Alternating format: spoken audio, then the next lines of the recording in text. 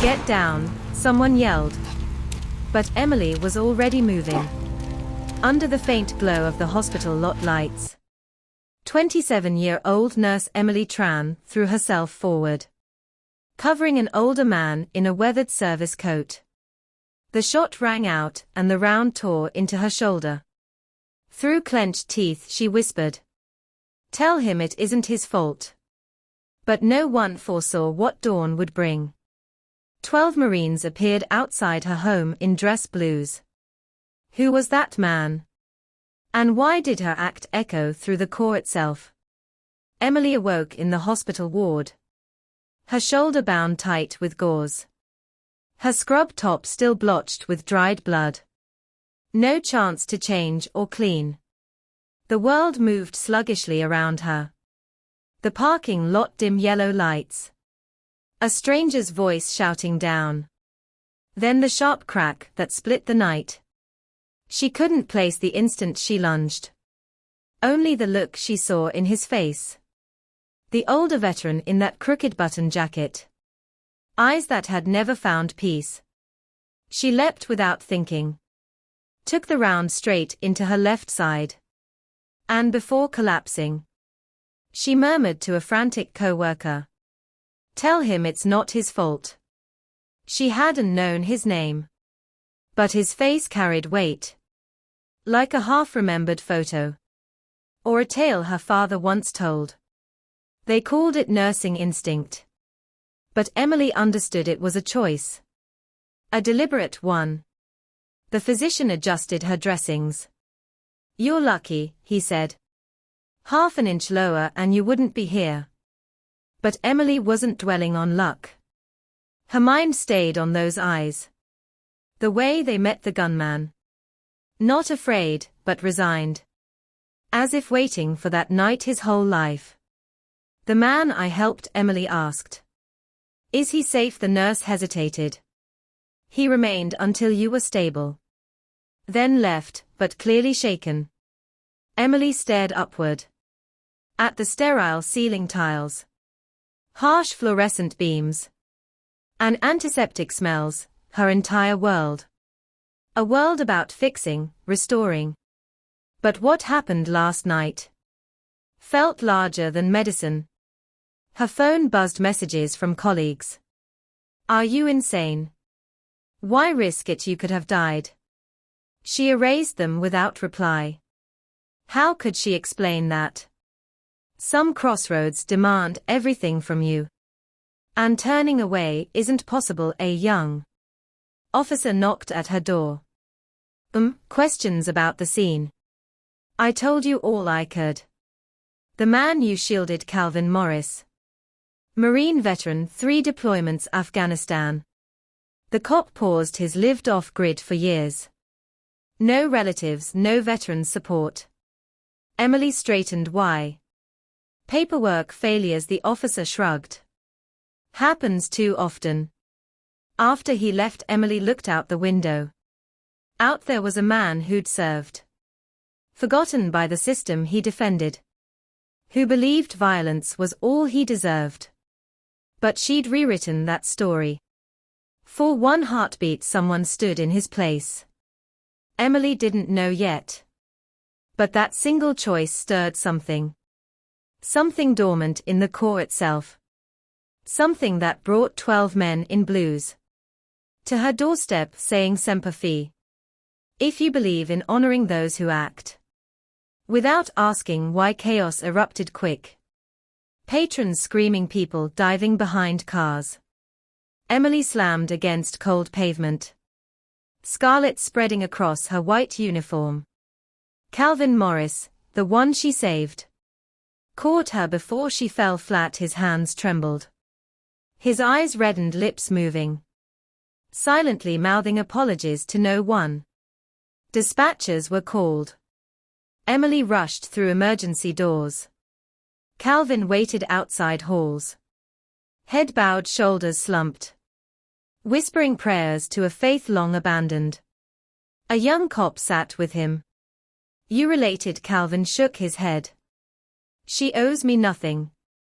Yet she stepped up anyway. The officer studied his tattered jacket. Its sun-faded insignia. You served 3 tours Afghanistan. Calvin's voice broke. Lost my brothers, lost my records. Lost everything. And now. Now someone bleeds for me. He rose slowly again. Emily opened her eyes in ICU later. Her first words were, "Is he safe?" The staff exchanged looks. Who she pushed? The man. The one eye, pain lanced her shoulder. Please rest. Is he okay? Her tone sharpened. A doctor entered, clipboard in hand. The gentleman you aided, Calvin Morris. He stayed till we knew you were stable. Then departed. The doctor hesitated, but he seemed changed. Like something inside shifted. Emily closed her eyes, saw his face again. That instant he realized. Someone had chosen to protect him. Instead of leave him, her phone rang endlessly. News crews wanted her story. Colleagues called her reckless. Her mother sobbed, asking why risk her life for a stranger. Emily gave no answers. How could she explain? It wasn't about fame or bravery. It was about noticing a man who no longer believed he was worth saving. Meanwhile, Calvin drove his rusted truck back to his remote cabin. 6 years alone, no contact. Forgotten by the world. But that night, for the first time, he picked up a phone. Dialed 3 old Marines. Survivors of the same battles. Something happened, he told them. Steady voice unlike before. A young nurse she took around for me. Though we'd never met. The talks were short. But between warriors something shifted. Calvin later sat staring at paper. Scrawling words with shaky hands. I was never important. But her choice made me human again. CM, he drove back to the ward. Left the note with staff. And disappeared again. But the calls had begun. Marine to Marine. Unit to unit, the story spread. Through bonds that never fade. At Camp Pendleton, a master sergeant heard. Set down his cup and picked up his phone. By sundown 12 Marines had their orders. Emily held Calvin's note for days. Creased edges, trembling pen strokes. The words simple but piercing. I was never important. But her choice made me human again. CM, she read it again and again. During her healing she spoke little. Yet her eyes glowed warmer. Knowing she had acted right. Calvin meanwhile sat in that cabin. His refuge for 6 years. A life of invisibility. But something felt different now. For the first time in forever. He felt worth something. A stranger had bled for him. With no debt owed. The feeling frightened and inspired him. He pulled out his old phone. Cracked screen, weak battery. But it powered on. He scrolled through lost contacts. Names from another life. First call, Sergeant Mike Torres. Now a recruiter, San Diego. Calvin. Jesus man. We thought you were gone, yeah. Felt that way too. Calvin's tone was steady now. Listen, something happened. A nurse, the story spilled out. The shooting. Her diving into the bullet. Her whispered words. Tell him it's not his fault. Mike stayed quiet then. What do you need? Nothing, just someone to hear. Second call, Staff Sergeant Danny Williams. Now VA Counselor, North Carolina. Calvin Morris. We searched for you for years. Your benefits paperwork vanished. We tried to reach you. Doesn't matter now, Calvin cut in. I need you to know something. He retold Emily's sacrifice. The words she left. It's not his fault. Danny breathed heavy. She didn't even know you. That's why it matters. Third call, Captain James Rodriguez. Still active at Camp Pendleton. Morris. Where the hell have you been? We thought you were lost. I didn't think anyone cared. Are you kidding? You saved half our unit in Helmand.